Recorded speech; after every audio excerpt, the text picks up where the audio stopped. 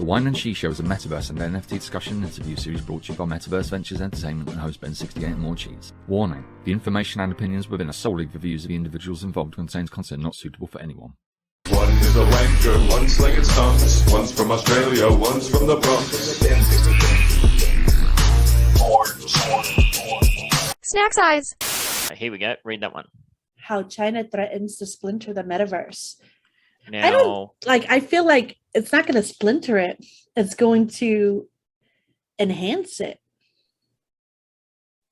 In the future, the metaverse could be split into two, China and the rest of the world. here we go. Look at all these ads popping up. Yeah, this might be the one that killed my career. Well, what did we say last week? China, or one city in China, the Shanghai government, was setting up to spend $52 billion, not million, $billion on metaverse technology. So, yes, one thing to be aware of. Now, we already see this with, China doesn't, what is it? It doesn't have Twitter. It has something else, or, it has its own versions of Twitter. It has its own versions of Facebook, and it has its own versions of Google. Because they're kind of like, because they're still kind of communist. Country. Yeah. Well, they're not kind of communist. Yeah. So, man. Again, this is quite a long article, but it alludes to when Mark Zuckerberg announced in October that Facebook was changing its name to Meta. The news made waves well beyond Silicon Valley. Overnight, it became talk of the town in China as well, triggering fierce debates between founders, investors, and their corporations. It's no surprise that the idea of the metaverse thrilled the Chinese tech community. Every few years, an overarching theme emerges: rallying talent and capital. The ability to ride such waves, or better dictate, shape them, blah, blah, blah, blah, blah. So there's one part in this that kind of really stood out to me. I don't know, what's your whole thoughts on the whole fracturing into two main camps? That they're going to want to kind of compete. It's like a race. Like I'm seeing it, I'm associating it to the space race. Like they want to kind of get there first, sort of thing, before the rest of the world. Yeah, no, east kind of west sort of thing. Now, Pony Ma is some massive entertainment and social media empire in China.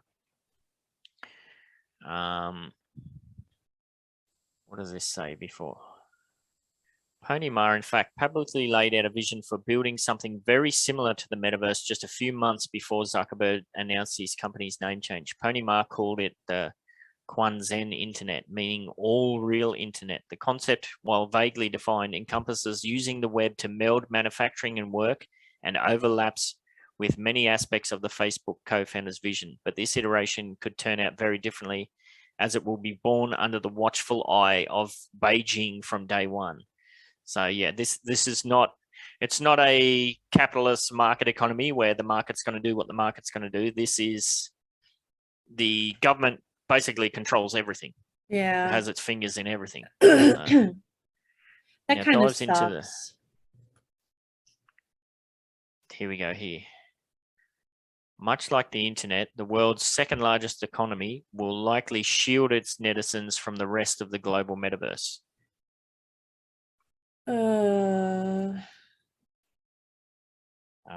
China's internet industry has grown to its size today in part because the government kept it on a loose lead while holding it behind a firewall.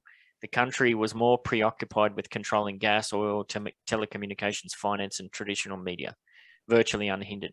Western capital and local entrepreneurs found opportunities in communist China to devise a formula that married the global capital and technology with the world's largest population. So, the metaverse will be a different story. While local government officials in cities like Shanghai seem to embrace the concept, oh yeah, 52 billion is certainly embracing it, announcing their I'll move on from that.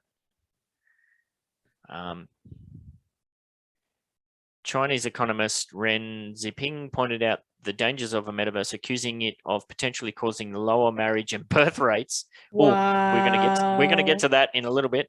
The logic being that if people are too busy entertaining themselves in the virtual world, they wouldn't need to seek connections in the real one. Now, with these massive countries, maintaining the population is a very real concern. I know it was always the talk when I was living in Japan that the country is very concerned about their declining population rate because, you know, you don't have enough workers to pay the taxes and all of that sort of stuff and the future pensions and whatnot. Yeah, but the thing is, like, people, all right, so aren't people in like China and Japan not marrying much anyway because of social anxieties? Wouldn't this kind of bridge that? Like, I met Soli on the internet. I probably would still be single if he didn't kind of sneak his way into my life. I don't know. I'm not that kind of person that just goes out and meets people like that. But I met him on the internet, you know. Yep. Like, what, how, maybe this is what they need to raise those kind of things like marriages and birth rates, in my opinion. Yeah. Like, because they're not going to meet them on their own going outside, but they'll meet them in the metaverse and then meet up. Yes.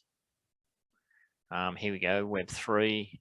Yet there's another concept on the horizon, Web3, an internet restored to its decentralized origins by building services on top of blockchains or managed and accessed on peer-to-peer distributed networks. Corporations from the Web 2 era are dispatching teams internally to develop their own versions of Web 3, incorporating such services onto their own platform to stay relevant, which is the big point we're always talking about. Oh, yeah. Tencent, which is a game corporation that I believe I think it's set up further up in the article. They have the local Chinese market for Roblox or something like that. It's brainstorming ways to stake out a plot in the future internet landscape, but it faces unique constraints. The ideal version of Web3 is an executable Magna Carta, the foundation of the freedom of the individual against the arbitrary authority of the despot.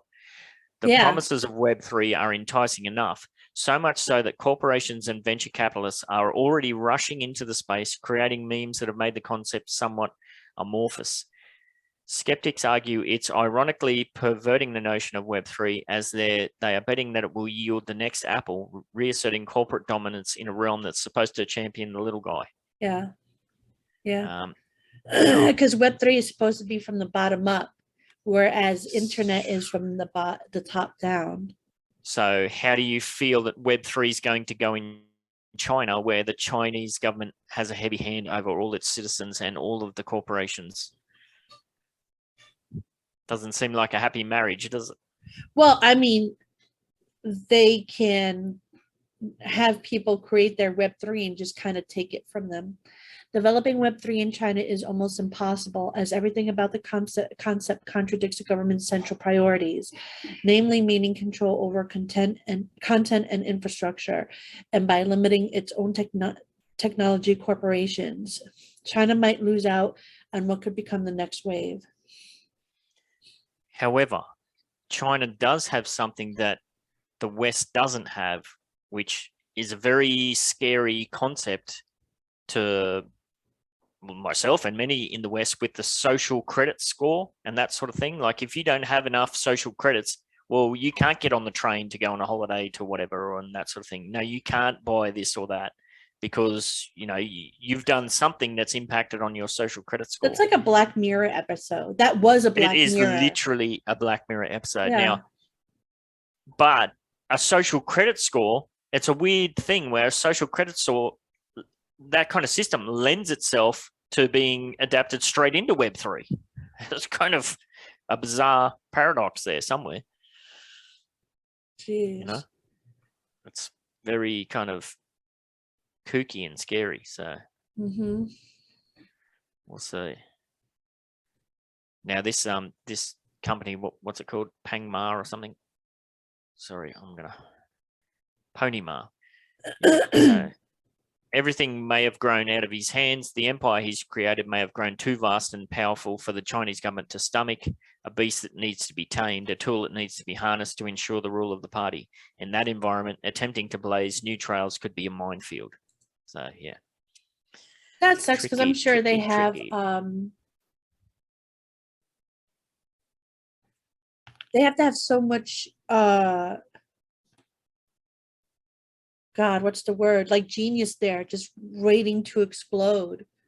Oh yeah, absolutely. So here we go. What's this?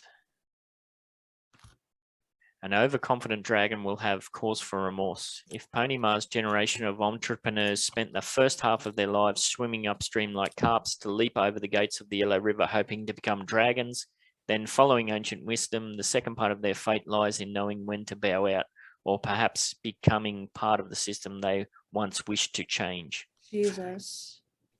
So yeah, it's kind of pretty ominous. There's a lot in there that we didn't touch on, so if you want to dive into that further, yeah, jump on over and check it out. And again, I'm not trying to fight on China or the Chinese people or anything like that. It's just, I think it's kind of interesting to point out the paradoxes. Like here we are, we're trying to, well, at least in the West, we're trying to push to a Web3 situation where everyone is far more in control of their own destiny and that sort of thing. Yet a significant part of the global population and the global economy, that's not what they're about. So yeah, there's going to be a clash of ideologies there somewhere. Yeah. Watch this space, I guess. Yeah. It's sad. Yeah. Like when we first read this article, I was like, I want to be in the Splinter that is like the China metaverse, because I'm sure that's going to be amazing. But hopefully, we'll see what happens. Empire samurai, riding on the dingo, flying through the sky. Cheese in the house, get off your ride. Hit you with the hairbrush, hit you with the knife. Evil Empire samurai, riding on the dingo, flying through the sky. Hit you with the knife. Flying through the sky, evil Empire samurai, riding on a dingo, flying through the sky. Cheese in the house, get off the ride. Hit you with the hairbrush, hit you with the knife. Evil Empire samurai, riding on a dingo, flying through the sky. Hit you with the knife, flying through the sky.